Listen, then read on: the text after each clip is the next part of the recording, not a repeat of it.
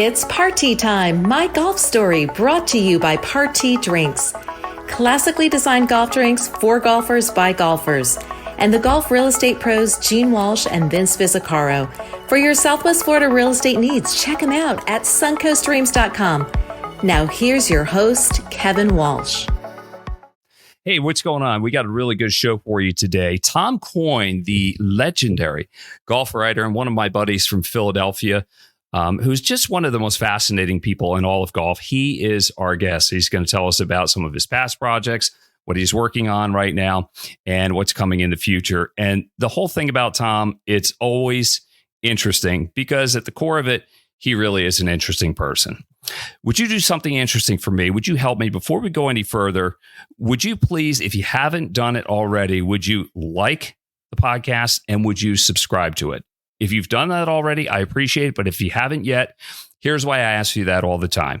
The numbers nerds at YouTube, Apple, Spotify, or whatever, they have all these algorithms. They collect all this data, and that goes a long way. So does a written review. So if you don't mind, please do that. And a big thanks to Party Drinks, our title sponsor of this. If you're looking for a drink alternative for golfers by golfers, Party, far better than beer or whatever tired, crappy seltzer you're drinking or something named after a time of the day. Party, for golfers by golfers. It makes all the difference. And if you have real estate needs in the greater Sarasota area, there's nobody better than the real estate team of Gene Walsh and Vince Visicaro. You can check them out at suncoastdreams.com. as a division of Fine Properties, or you can also call them at 941-220-4000. Okay, enough of the preamble. Let's just get into it. Bring Tom Coyne into the conversation.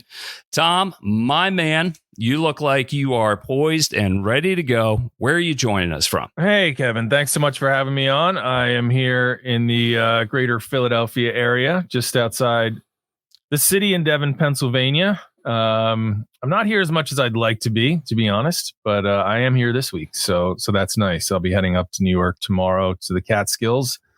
I'm sure we'll talk about why, but I'm here in Philly. Help me explain something or help me understand something. And you're good at complicated things like that. I feel like you and I have a connection, and I know it's because of golf. That's probably the strongest part. But the fact that we're from Philadelphia, can you describe the Philadelphia golf fraternity, what it is and how it works?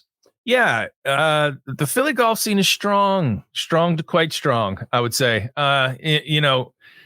It's been interesting because in my golf life, I came to know golf in Scotland and Ireland better than I knew golf around America because I didn't really golf anywhere else in America. Because when you grow up in Philadelphia, you don't really want for a lot in terms of designers. I mean, the Philadelphia school, from Tillinghast to Thomas to Flynn. There's just so many historical courses here. There's significant courses. There's new courses. There's public courses. There's, of great significance. There's what some call the best golf course in the world in Pine Valley. So we're spoiled for choice in Philadelphia. Not that I really consider Pine Valley a choice. I don't really walk up there every day and when I decide I feel like playing Pine Valley today, I'll go play it. That's not really how it works there, but it's a great golf scene. And, if you hang around it long enough, you do get to know people at Pine Valley and other places too, and get to play some pretty special places. So it's, obviously a great sports town. But I think, for golfers, it's just such of all the great Philadelphia sports, golf is right at the top. Yeah, I'm with you. Tom Coyne, the editor of the Golfer's Journal, is our guest here. Tom, anytime you talk about something, be it on the podcast, the Golfer's Journal, or you write something, I just find it fascinating. And I think that's because at the core of it, you're just an interesting person. Cool people. I have this theory. Cool people know they're cool. They just do. Are you at the core of it? Do you feel like you're a creative person and it comes out of you, or do you have to work at it? Wow. That's a good question. I don't think I'm that cool. So that's cool. Especially now that I'm a dad of a teenage girl and a 10-year-old. They remind me that I'm not terribly cool at all. But in terms of being interesting, I don't think I don't really try to work at being anything anymore. I think there was probably a time when I worried a lot about whether people thought I was interesting or whether I was doing interesting things or important things. Thank God that time has passed. I think right now I'm just interested in trying to remain as curious as I can about life and going places and meeting new people. And that's really what's always driven me is, trying to figure out and understand, why people do the things that they do. And golf has been such a great way to explore those ideas because you get to spend time with people in interesting places. So I don't think I'm so much the interesting one. I think that I've gone to a lot of interesting places and met a lot of interesting people. And my job is to sort of capture them as well as I can. And so if there's anything really interesting about me, it's that I've managed to do that for a long time and remain married, which is the most interesting bit. Yes. You're a curious soul.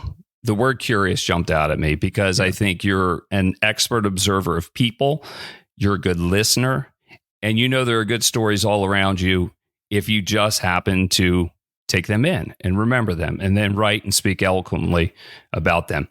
Let's go back to the beginning. Where does your golf journey begin? You're a Delco kid. Is that right? Okay. Born and raised, the heart of Delco, Media, PA. Right. For those that don't understand Delaware County, it's kind of like Philadelphia. It's like a different planet, just as Northeast Philly is different from South Philly, from Fishtown, from wherever. How do you describe Delco, and what was your neighborhood like growing up? Yeah, so I came from the mean streets of Media, which would be considered, I suppose, one of the nicer parts of Delaware County. But of the surrounding counties, Delaware County sort of intersects with like South Philadelphia and Southwest Philadelphia, really. And so it just has a really interesting character. It has an interesting accent.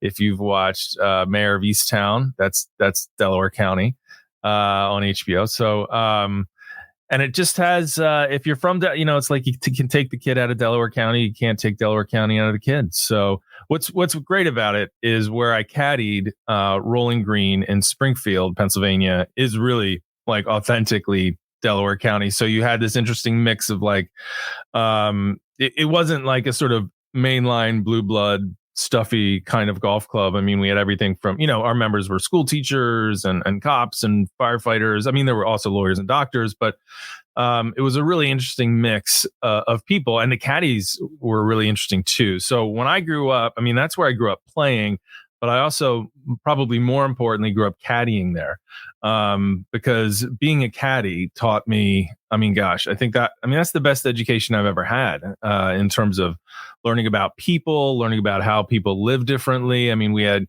because you're rubbing shoulders with like college kids on break, and then you're caddying for, these wealthy professionals, but then you're working alongside guys who are like, if they don't get out, like they don't eat that night. Or if they do get out, they're going to be late tomorrow because they went down, and tied one on somewhere. So it's and you're seeing this when you're like 13 years old, and all these different ways of life, and you learn that life is sort of complicated and fascinating too. So best job I ever had, probably aside from writing, really the only other job I had. I'm with you on that. On all everything you said sounds like my story growing up at Huntington Valley and caddying there. The first time I really got a taste of colorful language, profanity. First time I ever saw drugs in any capacity, like who was using it and drinking to unhealthy levels. But to me, that was real life. And it was like to be exposed to that and to learn how to navigate through that. The life's lessons were just innumerable. And I'm so thankful to have them. And here I am on the back end of a very mediocre TV news and sports career. Caddying again. Caddying was my first job, and I'm bookending this sandwich in between. Like, so caddying is the bread, and I'm thankful for the opportunity that I have to do it. I'm coming right behind you, Kevin. I can see, that doing an encore, getting back out there, and because it was such a great job, the exercise, being outside, and gosh, you guys do pretty well these days, better than I certainly did back in the day. Well, even back in the day, I remember the first loop I ever had was a single. It was for a woman, and she was with her family, and I made $13.50. And I just thought, well, I was 12. I mean, that was a lot of money back then. Yeah. Right. In today's dollars, that'd probably be like $60. You give a 12-year-old kid $60. It's fantastic. Yeah. You're playing golf. When did that start? Who got it started for you? Yeah. So I grew up in a golf family. My dad played. He picked it up in the Navy. He was pre-Vietnam in Korea. He didn't pick it up in Korea, but that's when he went into the Navy. Picked it up in San Diego afterwards. So, he'd grown up in Scranton and never picked up a golf club. So, I have a debt of gratitude to the Navy and any military-based golf course. It's amazing how much they do to actually grow the game. So he became a golfer. My brother became a good golfer. So I kind of resisted golf because my brother was really good at it, and I wanted to do you don't want to do what your older brother does, or sometimes you do, but in my case, I didn't. But eventually, I was going to the junior clinics, 8, 9, 10 years old, and they started putting me into the inter-club matches and playing against the other courses in Delaware County and around the Philly suburbs. And that part of it, once it got competitive, then I really got hooked. Wanting to practice, wanting to get better, wanting to win. Because at that age, you sort of, soccer and little league and things like that, and it's all about you're really into wins and losses, and I want to do this someday, and all this sort of big sports dreams. So once it got like competitive with people, I did really get into it. And then by the time I was 12, I wasn't playing baseball anymore. I was just playing golf. And golf all summer, caddy in the morning and play golf all afternoon. So it was like Rolling Green was like my summer camp, and I'm very, very fortunate for that. I apologize for my very rude dog if you hear me. Oh, no. That's part of the equation. I might have a German Shepherd kicking down the door here. Just thicker bark's a little more powerful than who is that, by the way? That's Duncan. And if you don't let him in the office, he will bark. And then if you don't let him out of the office, he will bark. So he's not. You want to let him in? You want to just let him in? No, he's here. He's good. He calmed down. Okay, he's a good boy. Yeah. So you were talking about your dad and how he got his start in the military playing golf, and ultimately you got hooked on it. When did you know you were good? I probably never. That's a good question, because I think there's still a part of me that doesn't think I'm good, and that's what's great about golf, right? That we keep chasing that day when we can say we're good and we are as good as we thought we might be. It's sort of complicated. I mean, I guess I realized, in high school that I was better than the other kids who were going out for the golf team, and but I got to college and tried out for the team at Notre Dame and didn't make the team. So that was sort of humbling. So I kind of took some time off from golf, but I always had that lingering, always wondered, I was, when I was like a 3 handicap, 4 handicap when I was in high school, and thought, what if I also played football. So there was this feeling of what if I just really had dedicated everything to golf? How good could I have been? That actually ended up being the impetus for one of my books. Yes, Paper Tiger. I think that's great. Why don't we get into that? So you just kind of put life on hold and did you run up a bunch of credit card debt to make this all happen? But what's the genesis behind Paper Tiger and seeing if you could make it as a touring golf professional? I've read it, loved it. I felt like I was there with you every step of the way, laughing with you, crying with you, but go back to the beginning. Yeah, Paper Tiger was great. I mean, with the first book, A Gentleman's Game was a novel, and it was about caddies and all those things I just, talked about growing up at an exclusive country club. But I wrote that when I was 23, 24 years old. And, I was very grateful it got published and made into a movie. And, it was a pretty wild experience, but everything I knew about the world was in that book. So I realized I had to go out and do something interesting and go live some life. And I thought, well, if I could do anything, what would I do? And at that time I wasn't married and no kids, and was living on at the ancestral estate, as we like to call it, rather than saying I was living in my parents' basement. What would I do if I could do anything? And it was, okay, I want to know how good I can get at golf. And because it's that great bait and switch of golf, right? That you hit one good shot or two good shots or three good shots. And you think, I can't like dunk a basketball or make 10 3-pointers, but I can do maybe once or twice every time I'm out there, something as well as Scotty Scheffler does it. I mean, like a 5-foot putt. We can both do that. I don't hit the ball as far as he does, but I can hit a fairway.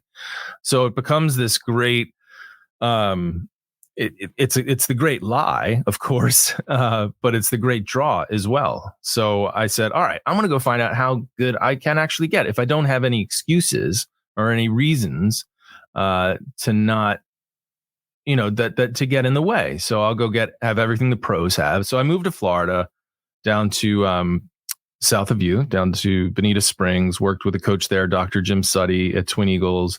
So I got a coach, a shrink, a trainer, nutritionist, an equipment sponsor, lost 35 pounds, got down to like a +1, and then went around the world to Q schools trying to play on various professional tours. So trying to play golf at the next level. I don't want to spoil the ending of that book for anyone, but they might notice that I'm here talking to you in my office about my books and not about my professional playing career. Well, it didn't work out as a playing professional, but it worked out as a great book. And I think that was a launching pad for the rest of your golf writing. How do you find book ideas, or do they come to you? Do people suggest them? So I think that's leading me to a course called Ireland. Yeah, for sure. I mean, I think with, it's been interesting. I've done fiction, and I went to graduate school, and sort of my training was in fiction writing. I went to a fiction writing program, and but once I started doing nonfiction, true stories about my life, and I was actually where I was becoming a character in them. It became a matter of, what do I really want to do?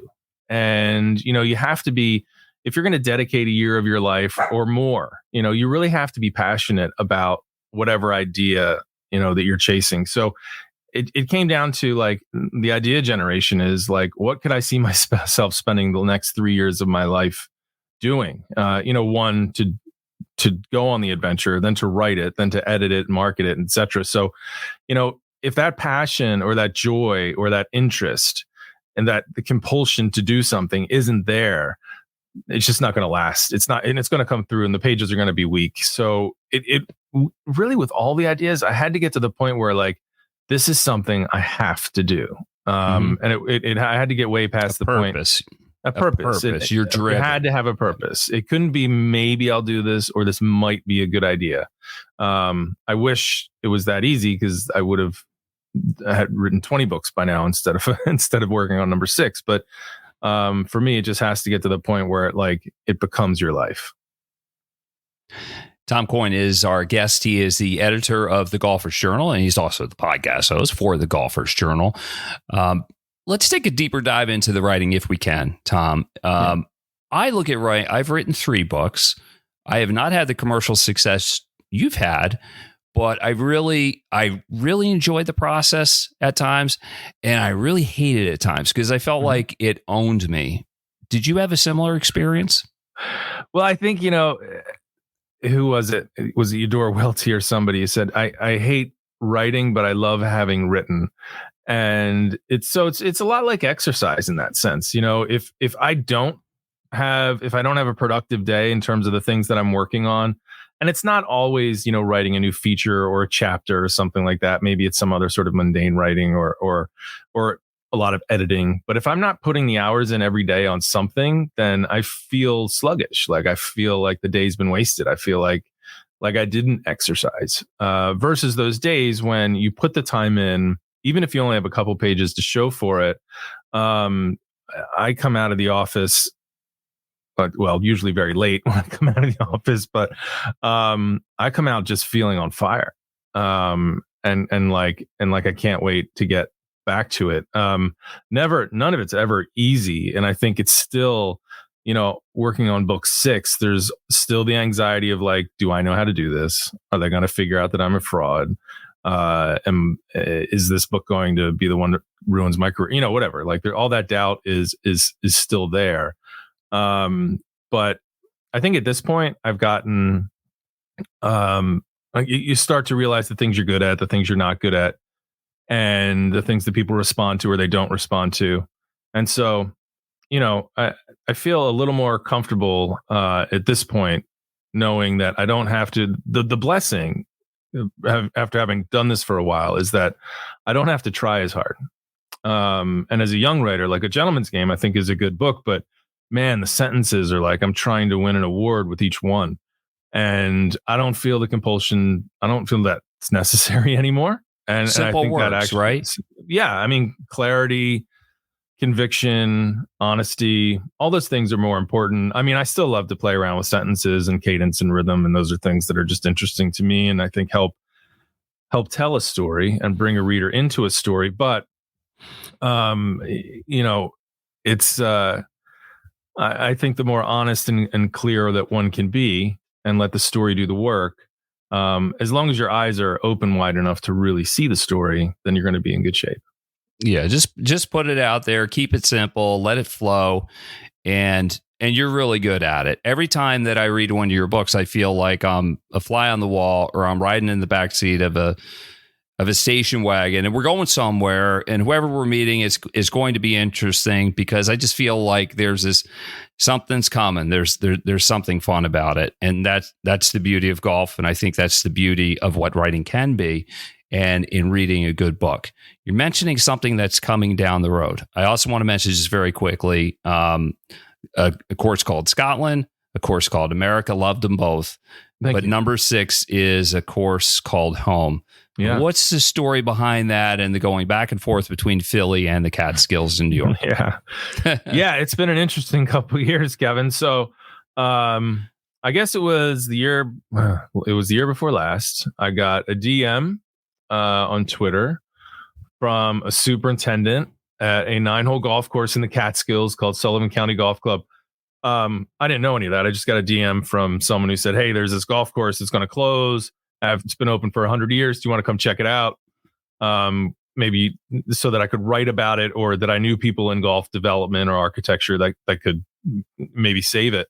So at the time, I had a book deal without a subject, and said, "Well, let me check it out. Like this, maybe this is happening for a reason." That kind of reaction or response to that's sort of like, why not? Like, let's give it a shot. I mean, that's really been the spirit of a course called Ireland, a course called Scotland, a course called America. So I said, well, let's go take a look. So I went up there and looked around. It was not a pretty scene in the Catskills in February or March or whenever I got up there. But I thought, this could be my chance to, instead of being a golf sort of taker and consumer, maybe it's time for me to get on the other side of it and try to become a golf provider. So I worked out a deal with the owners that I could become the operator for that year, which was last year. And then at the end of that year, I would have the option to buy it or walk away.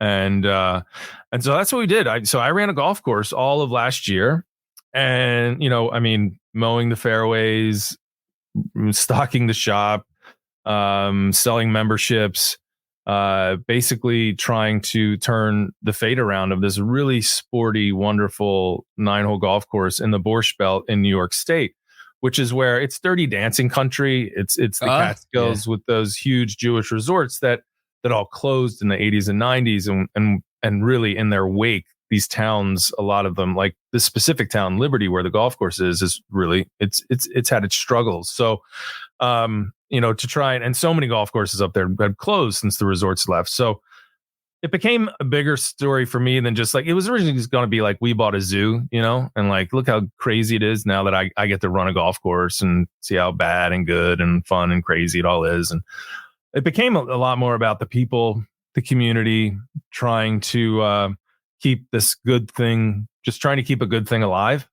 And so since you'll know and this is out there, this isn't a secret, but the book got longer because we did decide to buy the golf course over the off season.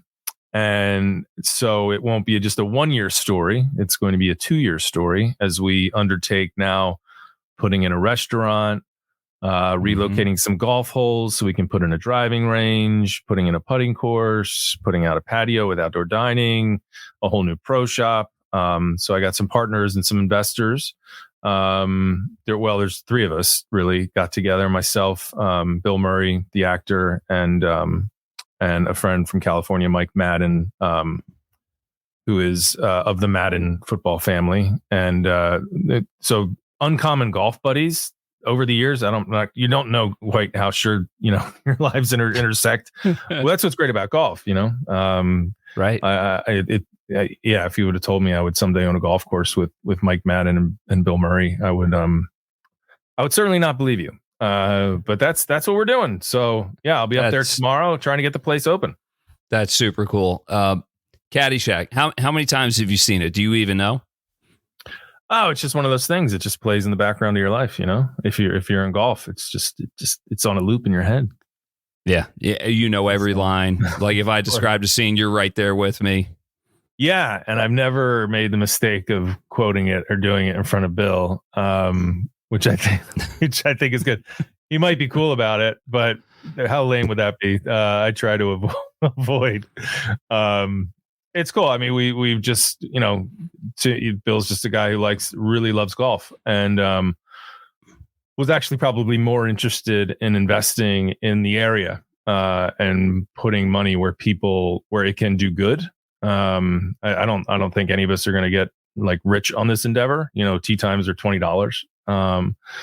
But it's the idea of us, I mean, we're not saints. It's not all about, we're just giving back to golf. We want to have a successful business. But it's just a good place that deserves to still be there. And the people in Liberty deserve to have their golf course. And so that's what we're doing.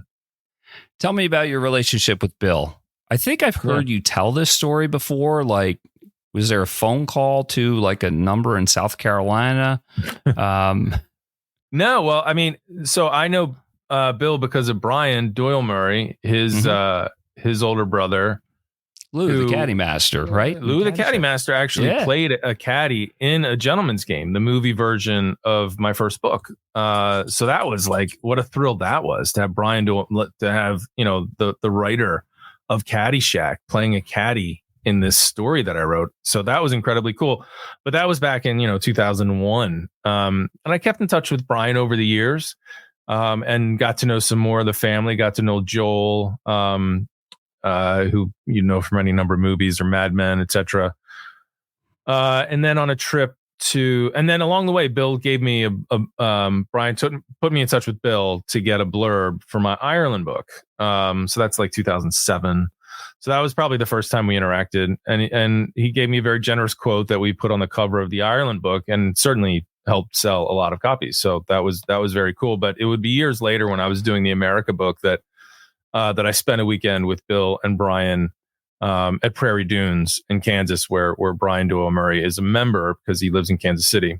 And the Golfers Journal is actually out there right now with some of our members. But such an incredible golf course, and spent that weekend together. And from there, we decided to do an Ireland trip together, which we did a couple years ago and filmed it and put it on YouTube. So that's out there if people want to check that out. A week in Ireland with me and 18 Murrays, sons, cousins, brothers, a pretty wild thing. So, that it's golf, as a grown, man, it's not that easy to. If I didn't have golf, I don't know if I'd have friends. I just there's not I'm not a kind of person that calls you up to check in, how you doing? How was your day? That's just that's not what I do. I'm either working or sleeping or playing golf, right? So thank God for golf because of golf, I have friends and I've gotten to meet interesting people, and I would count Bill among them. You're telling my story too. Without golf, I just don't know exactly what I'd be doing. It enriches my life in so many ways. The people it's introduced me to, the things I can think about because I have golf in my life. I always have a forward point because of that. It's just a special part of my life. Tom Coyne is our guest here. He is the editor of the Golfers Journal and also the podcast host of the Golfers Journal. Tell me a good story, a really good story that would if we were sitting down and having a cup of coffee and there were people around and you just really wanted to make them laugh or inspire them, what would it be?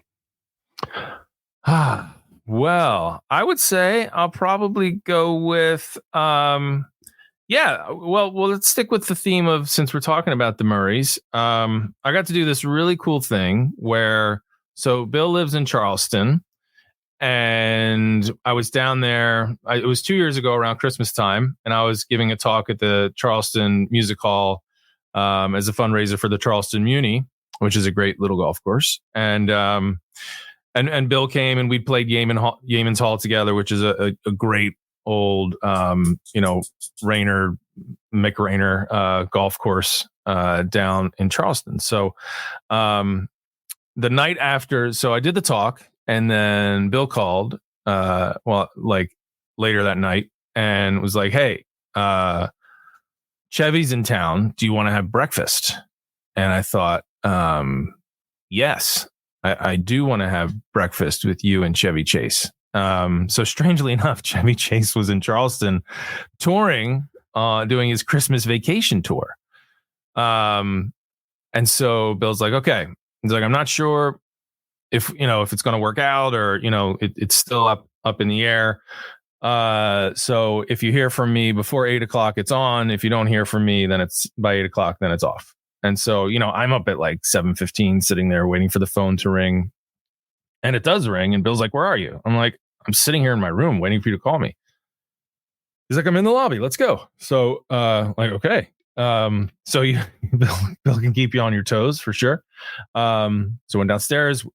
Chevy was actually staying at Yeaman's Hall, so we drove back out to Yeaman's Hall. Went and knocked on the door of the house where they have homes there, and where Chevy was staying, and him and his wife came and joined us for breakfast. And so I'm just sitting there at the table with Bill Murray and Chevy Chase eating eggs, and I'm just like, what is going on? You talk about like surreal moments. It was just like, I don't even know how to process like the reality here. So, I had a flight at like 10 o'clock in the morning, but I was like, screw it. I'm not interrupting this to catch a flight. But Bill recalled that I had a flight. At one point, he's like, "Hey, you have to go to the airport." I'm like, "God, don't worry about it." He's like, No, we'll go. And I had like a half hour to get there. And I'm like, "Oh, I'll never make it." So, but Bill showed the value of being Bill Murray in Charleston, because not only did we get there quickly, he was able to sort of park his car where they don't let you park your car, grab my bag, went right to the front of the line, threw it over like across the desk. It was like, he's going to Philadelphia, and just left. And everyone was happy to let me just go and get on the plane. So he hooked me up there. So that was a pretty wild morning. And one of those moments where you're like, man, thank God for golf, right? It helps. Yeah, thank God for golf, and it helps to know good people who can get you out of a jam or get you ahead in a line, or something like that. Tell me something. When I listen to the Golfer's Journal with the music, the way it seems structured or whatever, to me it seems old school, which I like, because I'm very old school. Is that the plan? Is that the feel for it? Am I onto something, or do you have a different take? Well, I think the Golfer's Journal is meant to sort of feel like, hopefully we try to have a little bit of something for everyone, and try to offer you an alternative to sort of what you expect or traditional golf media, and really create sort of an elevated media experience. So like the book itself, and we call it a book, because it's heavy. It feels like a book. It's a quarterly. It has very minimal advertising. It's not full of like swing tips. It has long form writing. It has, I would say, the best photography in golf. So you put all those things together, and it's very different than what else is out there. And so I think that's really where the idea came from. Like, let's try and, as the world is zigging, let's sort of zag and give people an alternative to a lot of advertisements or paid advertising and things like that. So let's try and do something commercially quiet and something a little more golf pure, Yeah, no, I do think that feeling sometimes can give you the sense, trying to do that can give you the sense that it's sort of an older soul kind of vibe. But I know our publisher wouldn't. He definitely I think our readership probably skews much younger, which is great. That we do have. I mean, I think across the board, our readers, it's a wide range, but it probably goes from 30 to 75. But I'd say it's relatively even across that scale, which is cool. Because there's something classic about it, but I do think that there's something very cool about it as well. And that kind of grows out of, I mean, the Golfer's Journal came from the Surfer's Journal. Our publisher owned the Surfer's Journal, started the Golfer's Journal, now is exclusively on the Golfer's Journal. So, and the two magazines come out of the same office in San Clemente, California. So there's like I think there's a bit of a California cool vibe, especially to the earlier books, and we still want to stay cool. So, but not like without trying to be cool, because then it's not cool. If you're exactly trying to be cool, right? Exactly. Isn't that the conundrum? Well, that's at what the I end told of the you day, earlier. yeah, exactly. We're trying to tell really good golf stories. We're trying to do the best job at storytelling in golf, and that's our goal. You're crushing it. Tell me one last story as we get a little tight on time here. Is golf in a good place? Does anything need to change about it, or do you like where it is right now? Well, right now it's in a very good place. The COVID boom has not only lasted, I think it's turned into something else. Like it's continued. I think golf's on an upward trend. I mean, you can see evidence of that in, I don't know if it translates to, I think that golf, all this stuff about, the pro tours and all this, that, and the other. I mean, that's to me, especially being at the Golfer's Journal, where we write about pro golf, but we don't like cover tournaments per se, because we run a quarterly and it's not really what we do. We intersect with it all the time, but it does remind you that those stories and that part of golf, that's like less than 1% of golf. Like there's all this other golf out there. And that's just thriving. And whether that be amateur golf or women's golf or college golf or beginner golf or top golf or whatever, golf's fun. Thanks to Netflix and thanks to things I hope like the Golfer's Journal and all these podcasts and all these different ways you can consume your golf without actually playing it anymore. Golf's in a good spot. Things that you might want to do differently. I mean, golf in this country is just too expensive, but that's something that we are working hard, like at Sullivan County, to provide affordable golf to a community. So yes, $20, $20. Yeah, come play for $20. Yep, we need more of that stuff. Hey Tom, really appreciate the time. Always enjoy talking to you. Let's keep in touch. Anytime you need me, I'm here for you, because we're friends of golf. We have the broadcast, the writing thing in common. Love everything you're doing at Sullivan County Golf Club, and looking forward to A Course Called Home when that comes out in 2025. So you come back on. You have an open invite for that. And also a big thanks to our title sponsors, Party Drinks. If you're looking for a drink alternative, Party is the drink for you. And the golf real estate pros, Vince Visicaro and Gene Walsh from SuncoastDreams.com, a division of Fine Properties in Sarasota. Tom, you be good. Keep playing good golf and keep putting out good content, and we'll keep watching. All right, my man? Thanks, Kevin. Thanks for having me. All right, you got it. For Tom Coyne, I'm Kevin Walsh. Thanks for listening to It's Party Time, My Golf Story.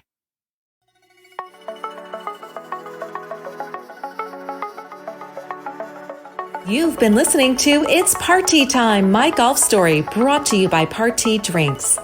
Classically designed golf drinks for golfers by golfers, and the golf real estate pros Gene Walsh and Vince Visicaro. For your Southwest Florida real estate needs, check them out at SuncoastDreams.com or call 941-220-4000.